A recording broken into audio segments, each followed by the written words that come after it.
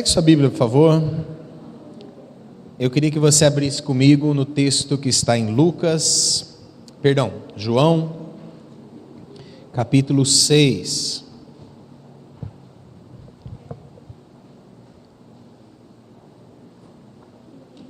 Evangelho de João, capítulo 6. Pastor, de novo esse texto, de novo. Outra vez, novamente. Capítulo 6, versículo 22. Eu ouvi a história de um pastor que ele pregou 17 vezes o mesmo sermão. Só que não foi assim, uma vez por ano, foi seguido. Ele começou pregando 17 vezes. E ele foi pregando, primeira semana, segunda semana, terceira semana, quarta semana. Então todo domingo o povo ia e escutava o mesmo sermão, com a mesma cadência de voz, com o mesmo estilo, divisões e subdivisões. Aí chegou um belo de um dia, a diretoria da igreja chamou ele e falou: pastor, que história é essa? Ontem o senhor pregou pela 17ª vez o mesmo sermão. O senhor não tem outro sermão, não? Ele falou: só vou mudar de sermão quando vocês mudarem de vida. Então, mas eu sei que você já mudou, então a palavra não é para você, tá? Então fique tranquilo. João capítulo 6, versículo 22 ao versículo de número 29. Nós vamos falar novamente sobre discípulos de pão e peixe, mas dessa vez eu quero falar sobre as características do discípulo de pão e peixe. Para você que não pegou a primeira mensagem, a segunda mensagem, pode ficar tranquilo que o que eu vou falar hoje tem a ver com as duas primeiras mensagens, mas é um aspecto diferente. E se você quiser saber o que a gente falou nesses outros dois domingos que a gente falou sobre discípulos de pão e peixe, você é só acessar o nosso site lá, a mensagem está lá gravada, cepirapozinho.com.br, Comunidade Evangélica pirapozinho.com.br, né? cepirapozinho.com.br, você pode acessar e lá está a mensagem, essas duas mensagens estão lá gravadas, você pode ouvir. João capítulo 6, versículo 22. No dia seguinte, a multidão que tinha ficado do outro lado do mar percebeu que tinha um barco ali, apenas um barco ali, e que Jesus não havia entrado nele com os seus discípulos, mas que eles tinham partido sozinhos. Então alguns dos barcos de Tiberíades aproximaram-se do lugar onde o povo tinha comido pão após o Senhor ter dado graças. Quando a multidão percebeu que nem Jesus nem os seus discípulos estavam ali, entrou nos barcos e foi para Cafarnaum em busca de Jesus. Quando o encontraram do outro lado do mar, perguntaram-lhe: mestre, quando chegaste aqui? Jesus respondeu: a verdade é que vocês estão me procurando, não porque viram os sinais miraculosos, mas porque comeram os pães e ficaram satisfeitos. Não trabalhem pela comida que se estraga, mas pela comida que permanece para a vida eterna, o qual o Filho do Homem lhes dará. Deus, o Pai, colocou nele seu selo de aprovação. Então lhe perguntaram: o que precisamos fazer para realizar as obras que Deus requer? E Jesus respondeu: a obra de Deus é esta, crer naquele que Ele enviou. Amém? Vamos orar mais uma vez? Pai, a Tua palavra em nós, cremos que ela por si só já é vida para nós, Pai. Mas nessa noite, pela misericórdia do Senhor, vem falar com a gente, vem ministrar o nosso coração, porque nós precisamos do Senhor nesse instante, Pai. Sabemos, Deus, que o Senhor tem coisas lindas reservadas para cada um de nós. Então, Pai, que em nome de Jesus, o Senhor possa cuidar da gente nesse instante e que o Teu Espírito tenha liberdade para nos conduzir aonde o Senhor quiser. Eu quero Te agradecer pela vida de cada um de nós que estamos aqui e pedir, Deus, que o Senhor faça uma obra no nosso coração, na nossa vida, em nome de Jesus. Amém. Amém? Irmãos, o que é um discípulo de pão e peixe? O que é um discípulo de pão e peixe? Esses homens aqui, no versículo 60, se você observar, você vai ver que Jesus chama eles de discípulos. Muitos dos seus discípulos, está escrito nesse texto, seus discípulos deixaram. Agora é interessante que eles estavam atrás de Jesus por um fato simples. Eles tinham comido da comida que Jesus havia multiplicado no dia anterior. Ele tinha feito de 5 pães e 2 peixes, como nós dissemos, o primeiro McFish da história, né? Juntou aquilo tudo, multiplicou, todo mundo comeu e se fartou. E para dizer que o milagre era um milagre grande mesmo, Jesus mandou os discípulos recolherem o que sobrou, e eles recolheram 12 cestos cheios. 12 cestos cheios de comida que já havia sobrado. E aqueles discípulos, eles ouviram e viram o milagre de Jesus. E eles foram atrás de Jesus. E você pode pensar assim, mas eles não eram discípulos, esses homens e essas mulheres aqui, que eles estavam só atrás do milagre, eles não eram discípulos. Não, mas a Bíblia chama eles de discípulos. A Bíblia chama eles de discípulos. Eles se consideravam discípulos de Jesus. Eles se consideravam seguidores de Jesus. Mas eles não eram discípulos do jeito que Jesus queria. O que Jesus estava dizendo? Jesus estava dizendo que nós devemos trabalhar pelas coisas espirituais, não pelas coisas materiais. E quando a gente fala de coisas materiais, você pode pensar assim, é só o dinheiro, é só o carro, é só a casa. Não, é muito mais do que isso. Quer ver uma coisa que perece, que a gente tem alta consideração? A nossa honra, o nosso nome. Isso tudo vai ficar, isso tudo vai perecer. É interessante que as coisas materiais que nós temos, você precisa entender, não é errado a gente querer as coisas materiais. Não é errado você querer ter uma casa boa, não é errado você querer ter um carro, não é errado você querer ter, se você não tem ainda uma casa, como eu não tenho minha casa própria, mas não é errado você querer. O errado é a gente colocar isso em primeiro lugar. O errado é eu colocar isso como prioridade na minha vida.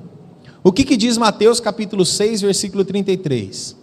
Buscai, pois, o reino de Deus e a sua justiça em primeiro lugar, e as demais coisas vos serão.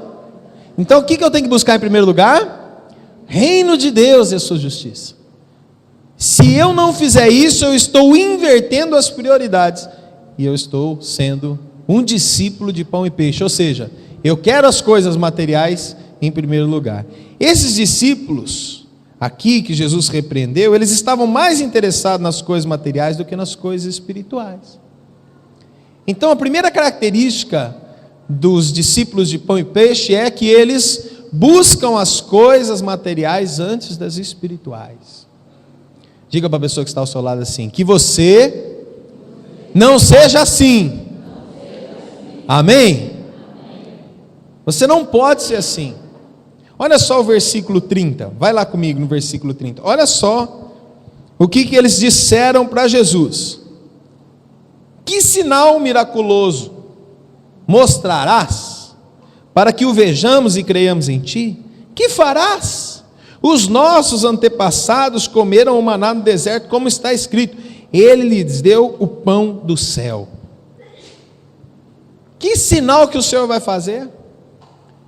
Ou seja, o que eles estavam dizendo, em outras palavras, faz um milagre de novo para que a gente acredite.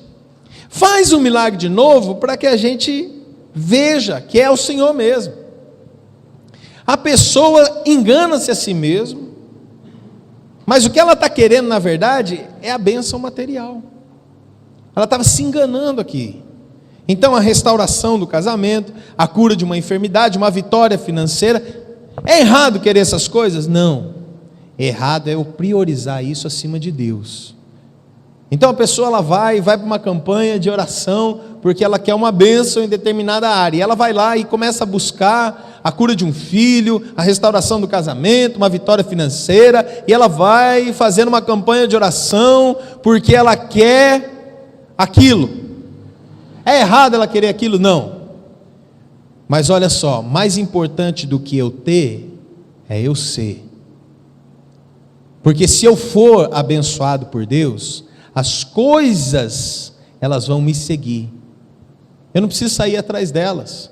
O Senhor vai colocar nas minhas mãos. Então, se eu buscar em primeiro lugar o reino de Deus, as demais coisas vão ser acrescentadas. Vai ser um adendo para a minha vida. A minha prioridade, o meu foco é Jesus. A minha prioridade, o meu foco é Deus. Então, as coisas que eu necessito, Ele vai fazer o quê? Filho, eu vou cuidar para você. Eu vou colocar a mão sobre isso. E eu vou te dar essa vitória. Porque você não está buscando a vitória. Você está buscando a minha presença. E porque você busca a minha presença, você entende o meu coração. E porque você entende o meu coração, eu vou dar o que você precisa. Veja bem, Deus nunca dá o que a gente quer. Deus dá para a gente o que a gente precisa. Essa é outra lição para a gente. Sabe por quê? Porque tem muita gente querendo coisas que Deus não promete na palavra. Se você começar a ler lá em Êxodo a partir do capítulo 3, quando Moisés é chamado pelo Senhor para tirar o povo de Israel e ir para o deserto, você vai ver que eles peregrinaram durante 40 anos no deserto. 40 anos. E eles não tiveram tudo que eles queriam. Mas a Bíblia diz que a roupa não se envelheceu durante 40 anos. Os calçados não se desgastaram durante 40 anos. E todos os dias, com exceção do sábado, todos os dias, de domingo a sexta-feira, o maná caía do céu. Na sexta-feira a porção era dobrada. Eles catavam o maná em dobro e comiam no sábado, porque no sábado não era para catar o maná. O dia de descanso era o dia de descanso, era o dia separado para o Senhor. Eles não tiveram o que eles queriam, mas eles tiveram o que eles precisavam. Na nossa vida é igualzinho. Muitas vezes a gente está buscando as coisas materiais antes das espirituais. Começa a inverter a prioridade, meu irmão, para que você não seja considerado um discípulo de pão e peixe. Segunda característica, versículo 32, olha lá comigo. Versículo 32.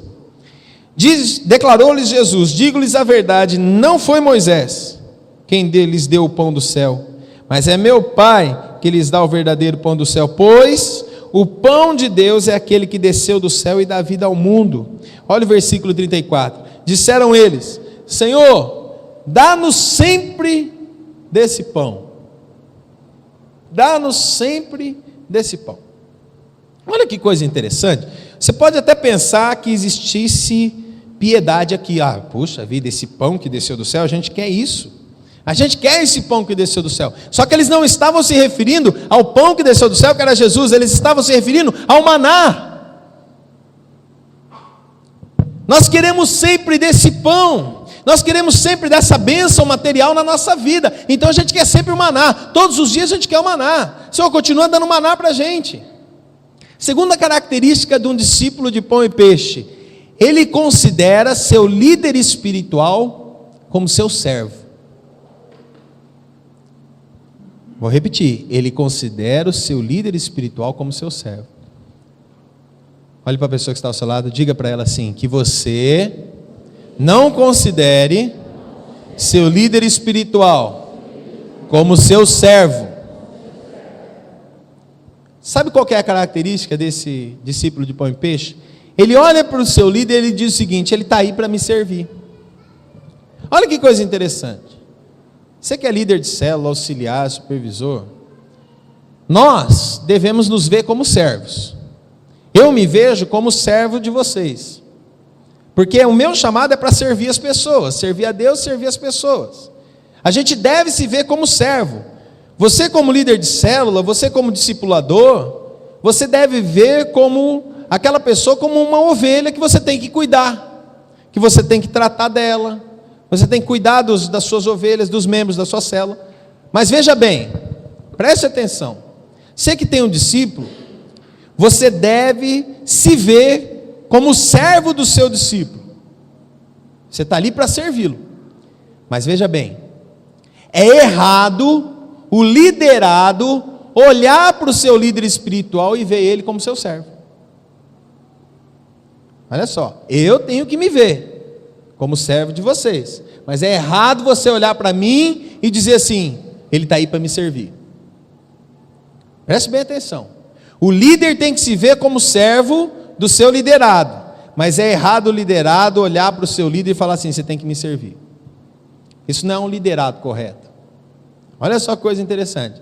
É um liderado que tem características de discípulo de pão e peixe. Por que que o discípulo de pão e peixe, ele é assim? Porque ele quer ser o centro das atenções. Ele acha que o mundo gira em torno dele. Então todo mundo tem que servi-lo, todo mundo tem que cuidar dele, todo mundo tem que dar atenção para ele. Se o líder não fizer tudo certinho, ele já vai logo vendo os defeitos do líder. Ele quer que o líder faça tudo para ele. Vocês acham que esses homens aqui estavam atrás de Jesus porque eles acreditavam que Jesus era Deus, que Jesus era Senhor dos senhores? Não. Eles estavam atrás de Jesus para usar Jesus para abençoá-los. Eles queriam usar o Senhor para abençoá-los. E eu tenho certeza absoluta que você conhece pelo menos uma pessoa que já fez isso. Então aquela pessoa, ela vai para uma reunião de oração, ela vai para uma célula, e ela começa a buscar, ela começa a buscar, ela começa a buscar, e ela vai buscando, de repente ela recebe a bênção. E quando ela volta para você, ela diz assim: olha, eu só vim aqui para agradecer.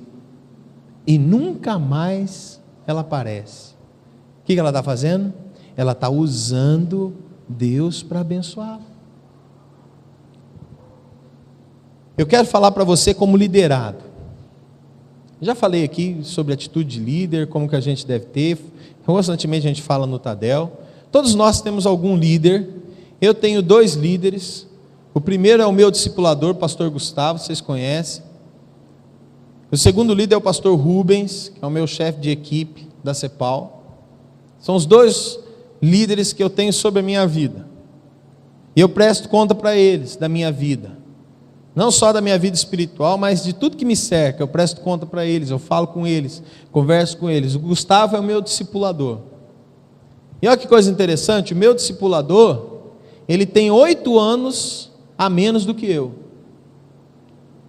Se você fosse pensar pela lógica, você diria assim, né? Pastor, quantos anos de ministério você tem? Eu tenho 15 anos de ministério. Sabe quantos anos de ministério o Gustavo tem? 4.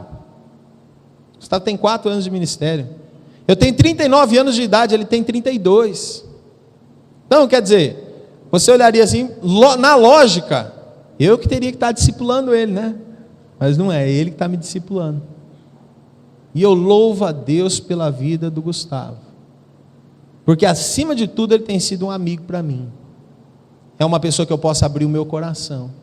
E então eu não posso olhar para ele, para o meu líder, e olhar para ele como se ele tivesse para me servir. Se isso acontecer, tem alguma coisa errada comigo. Se você olhar para o seu líder com uma atitude que ele está ali para te servir, há alguma coisa errada com você. Você está com característica de discípulo de pão e peixe. Como que o liderado deve encarar o seu líder? Olha só 1 Coríntios capítulo 4. Vai lá, 1 Coríntios capítulo 4. Você pode ler todo esse texto depois, mas eu queria ficar só no versículo 1. 1 Coríntios capítulo 4. Olha lá. Portanto,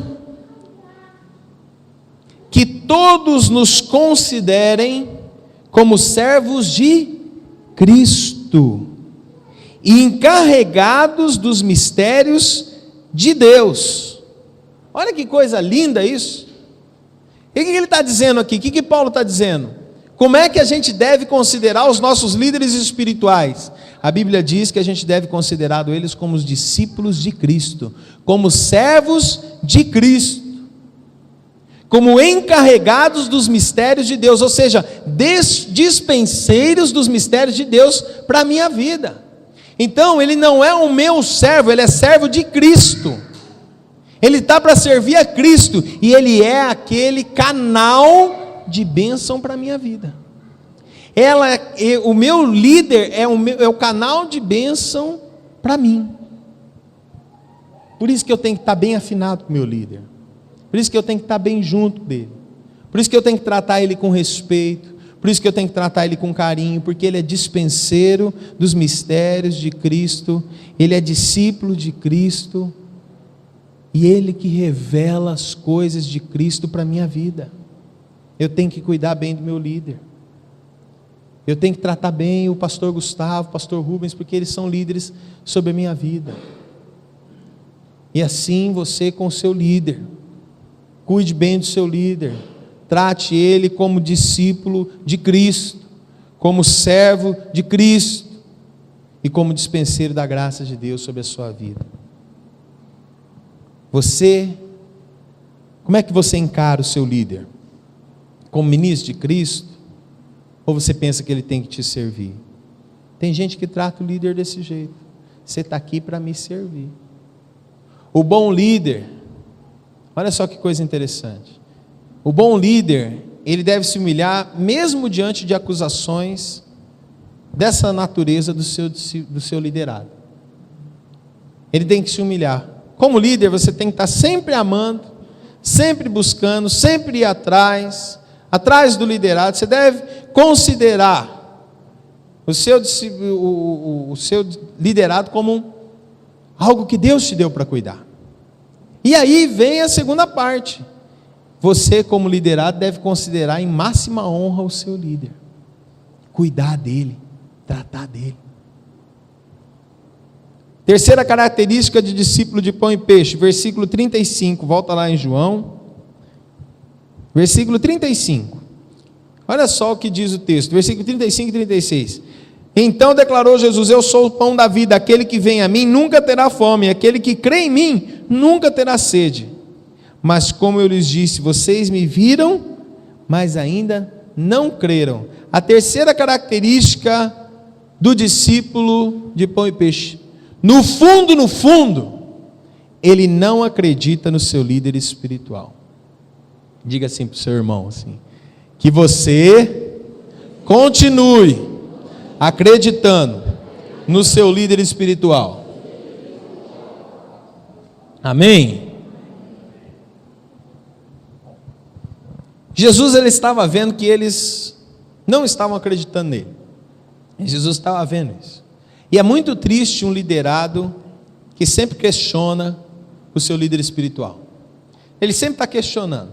E quando eu falo de questionar, não estou falando de coisas da Bíblia, não. Porque às vezes você está lá no discipulado e a pessoa está perguntando coisas da Bíblia, coisas espirituais, porque ele quer crescer, ele quer ir adiante, ele quer romper, ele quer ir para frente. Então ele pergunta mesmo. Quando eu falo de questionar, é questionar muitas vezes a atitude do líder. Muitas vezes é questionar a vida do líder. Então ele começa a acusar o líder. Mas quem que é ele para me ensinar? Espera aí, eu tenho 15 anos de ministério, quem que é ele para me ensinar? Olha, eu preciso tomar cuidado com isso, porque isso é característica de discípulo de pão e peixe, só está interessado nas coisas materiais. Às vezes, o liderado está com dor de cotovelo, porque o líder é muito usado por Deus, é muito abençoado por Deus, está andando em fé, está rompendo, e o liderado fica com inveja. Se fosse eu faria desse jeito. Se fosse eu faria dessa forma. Cuidado para você não agir assim com o seu líder. Cuidado com isso. Cuidado para esse sentimento não subir no seu coração. Uma das características do discípulo de pão e peixe é que ele não acredita no seu líder espiritual. Ele não crê no seu líder espiritual. Versículo 37, olha comigo lá.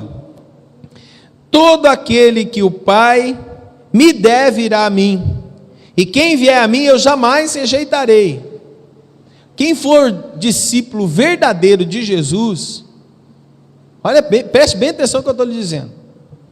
Quem for discípulo de Jesus verdadeiramente, jamais ele vai ficar exigindo coisas e ameaçando. Eu vou embora. Eu vou sair da célula. Eu vou parar o discipulado. Eu vou sair da igreja. Jamais. Sabe por quê? Porque ele leva o seu líder em máxima honra. Ele cuida do seu líder. Olha o versículo 38. Pois desci dos céus, não para fazer a minha vontade, mas a vontade daquele que me enviou. E esta é a vontade daquele que me enviou, que eu não perca nenhum dos que ele me deu, mas que eu os ressuscite no último dia. Porque a vontade de meu Pai é que todo aquele que olhar para o Filho e nele crer tenha vida eterna, e eu ressuscitarei no último dia. Olha só o que diz o versículo 41. Com isso, os judeus começaram a criticar Jesus, porque dissera: eu sou o pão que desceu do céu. Quarta característica do discípulo de pão e peixe: ele não é compreensível com o seu líder. Ele não é compreensível com o seu líder. Diga para o seu irmão assim: que você compreenda sempre o seu líder. Amém? O discípulo de pão e peixe, ele vê tudo com os olhos negativos. Tudo que o seu líder espiritual fizer, ele vai ver o defeito. Ele nota os defeitos, até quando não tem defeito, como nesse caso aqui. Que conversa é essa? Peraí. Conversa é essa de ser pão que desceu do céu? Ele não é Jesus? Olha o versículo 42. Ele não é Jesus, filho de José? Não conhecemos seu pai e sua mãe? Como é que ele pode dizer que ele é o pão que desceu do céu? O discípulo de pão e peixe, ele é desse jeito. Ele vê os defeitos do discipulador até quando não tem defeito.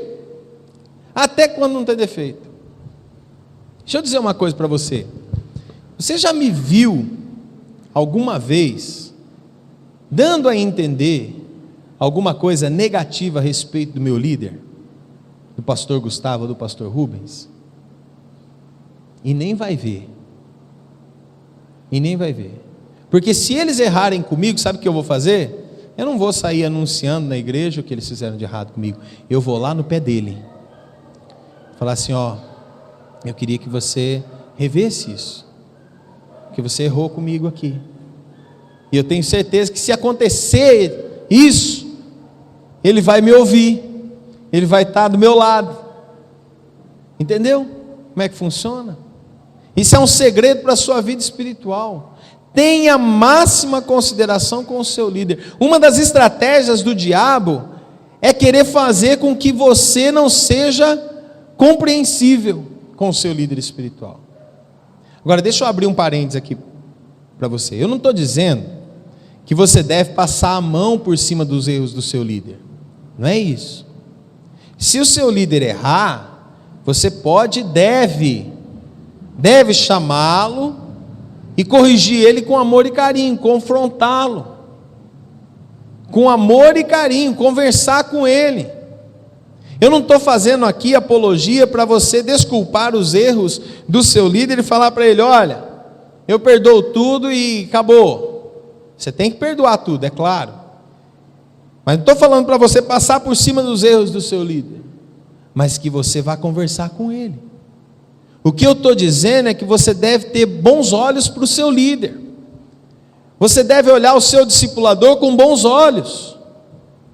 Esses discípulos de pão e peixe, eles não eram assim. Jesus não tinha falado nada de errado e eles já estavam murmurando. Jesus não tinha falado nada de errado e eles já não estavam dando a entender nada. Agora, isso é porque não é porque Jesus era tão profundo que eles não estavam entendendo, não é por causa disso não. O negócio é que eles tinham o coração errado, eles tinham o coração pendido para o outro lado, eles não tinham o coração de maneira correta. Então, meu irmão, tenha cuidado para você não ser discípulo de pão e peixe e ter o coração errado. Tenha cuidado para você compreender o seu líder espiritual. Tenha cuidado para você não ter essa atitude errada e murmurar. Sempre é pecado murmurar, sempre. Agora, o que é murmurar? Murmurar é o seguinte, é você falar negativamente sobre o seu líder quando você não está na frente dele. É você falar negativamente do seu líder quando você não está na frente dele. A atitude corre, e quando ele está errado, você deve chegar e confrontar ele, falar com ele. Falar com o seu líder, falar, ó, você errou comigo, você fez isso de errado. Falar para ele, e não falar dele. Porque o que acontece hoje em dia é que a gente não fala para ele, a gente fala dele. A gente vai numa roda de escarnecedores, e aí é roda dos escarnecedores mesmo, e a gente joga o nome daquele que nos lidera na roda, e lenha, lenha, lenha e lenha. A gente não trata o nosso líder em máxima honra. E a gente quer bênção. A gente murmura contra o líder e a gente quer bênção. A gente fala mal do líder e a gente quer ser abençoado. A gente desce a lenha no nosso líder e a gente quer que a coisa vá para frente. Meu irmão, cuidado. Você que tem o seu líder, ore por ele, abençoe a vida do seu líder. E se ele errar com você, e ele não se corrigiu, aí você chega e fala para ele. Se ele não se corrigiu, aí você chega e fala para o líder dele. Aí está certo, essa é a atitude certa. Mas primeiro você foi lá falar com o seu líder. Agora, outra coisa que tem que pesar é a motivação também. Nós temos que ter mansidão e o coração bondoso. O nosso coração tem que ser bondoso. O nosso coração tem que ser compreensível. Por que a gente é compreensível muitas vezes com coisas que não têm valor nenhum para a gente? Por que nós somos compreensíveis com coisas que não valem nada, e de repente as coisas que realmente valem, a gente não consegue ser compreensível? Por que nós somos compreensíveis com o governo, por exemplo, que vive metendo a mão no dinheiro nosso, e a gente não é compreensível com o nosso líder? Porque o governo está muito longe, pastor. O líder está pertinho, a gente pode descer o pau no líder aqui. O governo está lá em Brasília, né? Muito longe. Por que a gente é compreensível com certas coisas e com outras a gente não é? Então, o que manda é a motivação do nosso coração. Quinta característica do discípulo de pão e peixe, eu vou mais rápido. O discípulo de pão e peixe, ele só vê o seu líder com olhos naturais. Diga assim para a pessoa que está ao seu lado: eu não vou ver mais meu líder com os olhos naturais. Amém? Pastor, você vai orar para todo mundo ficar cego agora? Não, não é isso. Fique tranquilo, eu vou explicar para você. O negócio é o seguinte. É uma coisa triste isso, mas eu preciso falar para você, porque a melhor prevenção a melhor remédio é a prevenção, certo? Olha o que diz o versículo 42. E eles diziam: não é esse Jesus, filho de José? Não conhecemos seu pai e sua mãe? Como ele pode dizer desci do céu? Os discípulos de pão e peixe, eles só conseguem ver o seu líder com os olhos naturais. O que eles estavam vendo? Até Jesus, gente. Eles estavam dizendo o seguinte: ué, ele não é filho de José? Como é que ele está dizendo agora que ele desceu do céu?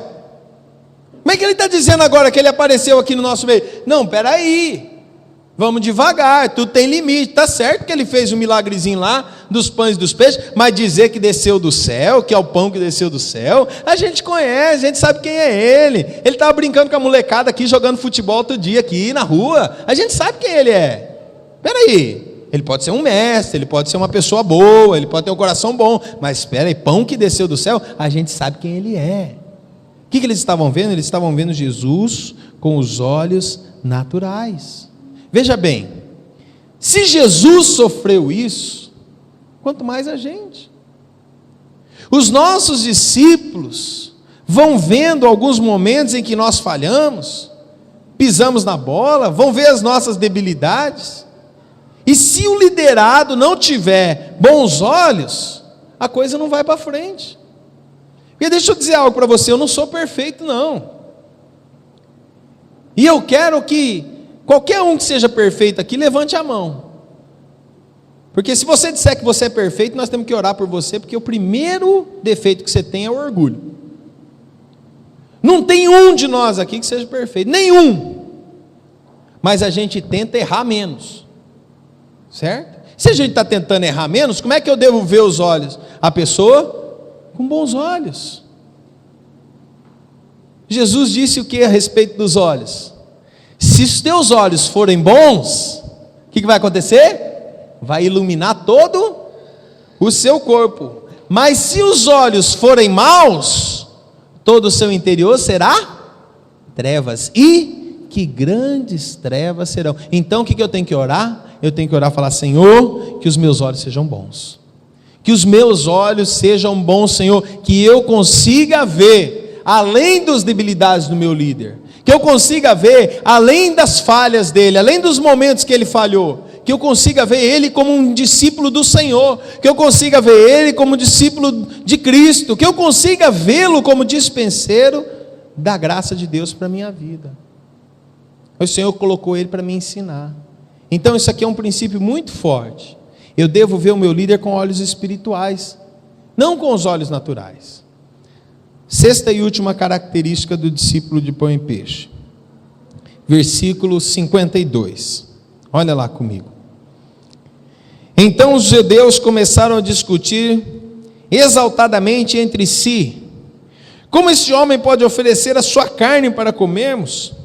Jesus lhe disse: eu lhes digo a verdade, se vocês não comerem a carne do Filho do Homem e não beberem o seu sangue, não terão vida em vocês mesmos. Todo aquele que come a minha carne e bebe o meu sangue tem a vida eterna, e eu ressuscitarei no último dia. Pois a minha carne é a verdadeira comida e o meu sangue é a verdadeira bebida. Todo aquele que come a minha carne e bebe o meu sangue permanece em mim e eu nele. Da mesma forma, como o Pai que vive em mim me enviou, eu vivo por causa do Pai. Aquele que se alimenta de mim viverá por minha causa. Esse é o pão que desceu dos céus. Os seus antepassados comeram o maná e morreram, mas aquele que se alimenta desse pão viverá para sempre. Que coisa linda. Olha só o versículo 60. Ao ouvirem isso, muitos dos seus discípulos disseram: dura é esta palavra. Agora olha o versículo 66. Daquela hora em diante, muitos dos seus discípulos voltaram para trás e deixaram de segui-lo. Sexta característica do discípulo de pão e peixe: eles acabam abandonando Jesus. Mais dia, menos dia, eles acabam abandonando Jesus. O discípulo de pão e peixe, mais cedo ou mais tarde, ele acaba pegando a malinha dele, abandonando o líder, abandonando a igreja, e depois acaba abandonando Jesus. Gente, não é uma pessoa que eu conheço que fez isso. Não são duas, são várias. Várias. Muitas. Sabe por quê? O que acontece? É que eles estavam buscando as coisas materiais. E aí não receberam as coisas materiais, o que eles fazem? Vamos embora. Aqui não serve mais. Nós que somos líderes, nós somos escravos voluntários das pessoas e de Jesus. Mesmo que um liderado chegue, acusa, fala mal, nós devemos ter atitude de amor, de humildade, de serviço, de perdão. Devemos estar sempre buscando a pessoa. Então, você quer ser um liderado abençoado? Então não veja o seu líder com esses olhos. Você deve ver o seu líder como ministro de Cristo. O verdadeiro liderado, ele nunca fica ofendido, ele nunca fica machucado, ele nunca fica ressentido. Ele ama, ele perdoa, ele sabe receber uma correção do seu líder, até quando o líder não corrige ele da forma mais perfeita. Até quando o líder vai corrigir ele, e muitas vezes não sabe como corrigir, e corrige ele de maneira áspera. Mesmo assim ele continua compreendendo o líder, ele continua amando o líder, ele continua perdoando. Ele não deixa aquilo afastar de Deus. Quando alguém se afasta de Deus porque o seu líder errou com ele, ele não é um discípulo que verdadeiramente deve ser. Ele tem características de discípulo de pão e peixe. Porque o verdadeiro liderado que vê as coisas como Deus vê, ele entende que é errado ficar ofendido. Aí você fala assim: mas pastor, o meu líder não agiu corretamente comigo, ele errou comigo, pastor. Tá certo, mas ele está errado. E a gente tem falado sobre isso para o seu líder, como o líder deve agir. Mas veja bem, um erro não justifica o outro. Eu, como liderado, mesmo que o meu líder tenha errado, eu também seria errado se eu ficasse emburrado, se eu falasse mal dele, se eu murmurasse. Deu para entender? O Espírito Santo encaixou aí? A sua atitude pesa muito. Lembra de Ana? Lá em 1 Samuel, capítulo 1, o que Ana estava fazendo no templo? Ela estava orando. E a amargura dela era tão grande por causa de Penina, que era outra esposa do seu marido. Naquela época era permitido um homem ter 2 mulheres. Então ele tinha outra mulher que tinha muitos filhos, mas Ana não tinha nenhum. E ela estava muito amargurada, porque Penina ficava olhando para ela falando assim: ó, eu tenho filho, ou você não tem, eu tenho, ou você não tem. E aí ela foi para o templo. O que ela fez? Ela se ajoelhou no templo e ela começou a gemer, orar. E foi tão íntima a oração dela, que Eli passou do lado. Quem que era Eli? Sumo sacerdote. Olha só, Eli passou do lado. O que ele falou para ela? Ô mulher, você está bêbada? Para com isso. Você encheu a cara e agora vem no templo? Qual foi a atitude de Ana? Ela não levantou e falou para ele assim: ó, o senhor devia ficar quieto, porque os seus filhos ficam trazendo as prostitutas aqui para fazer arte aqui dentro do templo. O senhor devia cuidar da sua casa antes de vir falar de mim. Foi essa a atitude dela? É isso que você vê na Bíblia? O que ela diz? Não, meu Senhor, eu estou aqui porque eu estou amargurada de espírito. Ela não levantou. Quando ele detonou ela não levantou para detonar Eli. Ele estava errado? Ele estava errado. Ele não sabia o que estava passando no coração dela. Ele criticou antes mesmo dele falar. Mas o que aconteceu? Ela agiu como se ele tivesse certo. Eu não estou aqui embriagado. Eu estou aqui orando, buscando o Senhor por causa disso. O que ele fez? Minha filha, vai-te em paz, e que o Senhor conceda o que tem lhes pedido. O que aconteceu? Depois de um tempo, a mulher engravidou e teve um dos maiores líderes de Israel como filho. A atitude dela foi determinante. Como liderados, a gente deve ter o coração humilde, quebrantado. A gente não deve tentar ficar achando erro no nosso líder. Então, um dos segredos: quem fica ofendido com outra pessoa, seja o seu líder de célula, seja o seu discipulador, seja qualquer outro membro da célula, você ficou ofendido, você já está pecando. Porque o verdadeiro cristão, ele perdoa. Mas você fala assim: mas pastor, ele não foi errado comigo? Mais uma vez, um erro não justifica o outro. O verdadeiro cristão, ele perdoa, ele libera a graça. Se você fosse espiritual, você ia perdoá-lo de coração. E se você quiser ajudar, você vai atrás dele e tenta corrigir ele em amor. Eu vou conversar com ele. Também é pecado ficar ofendido, porque você está demonstrando que sua dependência está no homem. Olha só, presta bem atenção nisso. É pecado ficar ofendido porque você está demonstrando que sua dependência está numa pessoa. Se você ficou machucado quando deixou um mero ser humano te machucar, quando Deus falava que ia te proteger, então você está pecando. Se sua expectativa fosse só em Deus, a sua fonte fosse só Deus, e você olhasse o ser humano, o homem, como um canal, quando o homem falhasse com você, você não ia ficar desapontado, porque você está vendo ele como um canal, porque sua expectativa está em Deus. Porque você está numa expectativa mal direcionada em cima de homens. Se sua fonte é Deus, você vai saber que Ele nunca vai falhar com você. E depois, pecado é ficar ofendido, porque se você já nasceu de novo, você tem que ter o amor de Deus, e andar nesse amor, e viver esse amor. Ande no amor de Deus. Nós estamos terminando essa série de 3 mensagens com esse tipo de discípulo de pão e peixe. Essas características que eu citei para você hoje, de que eles acabam abandonando Jesus, de que o discípulo de pão e peixe só vê o seu líder com olhos naturais, que ele não é compreensível para o seu líder, que ele não acredita no seu líder espiritual, que ele considera o seu líder espiritual como seu servo, e que ele busca as coisas materiais antes das espirituais. Tudo isso foi um resumo do que a gente falou nessas 3 mensagens. Agora, deixa eu dizer algo para você. Eu, como seu pastor, eu tenho um foco principal. E o meu foco principal é tirar os seus olhos das coisas desse mundo, das coisas materiais e focar os seus olhos em Jesus. Porque se você aprender a buscar o reino de Deus em primeiro lugar, eu quero dizer para você com toda certeza que há no meu coração e na palavra do Senhor, que todas as coisas vão ser acrescentadas, todas elas. Todas elas. Se as coisas materiais incomodam tanto você, se as coisas materiais trabalham tanto para incomodar o teu coração, eu quero dizer para você que se você inverter os seus valores, você vai ser bem sucedido. Você vai conseguir tudo aquilo que você está pedindo para o Senhor. Inverta os seus valores. Fala: Senhor, eu vou começar a te buscar hoje. Hoje vai ser o último dia que eu fui discípulo de pão e peixe. Hoje foi o último dia que eu te busquei pelas coisas que o Senhor pode me dar. A partir de hoje eu vou buscar o Senhor pelas coisas que o Senhor é, por aquilo que o Senhor é. E eu tenho certeza absoluta que tudo aquilo que Deus fizer na sua vida, você vai ser grato. Deus não vai te dar tudo que você quer, mas Ele vai te dar tudo que você precisa.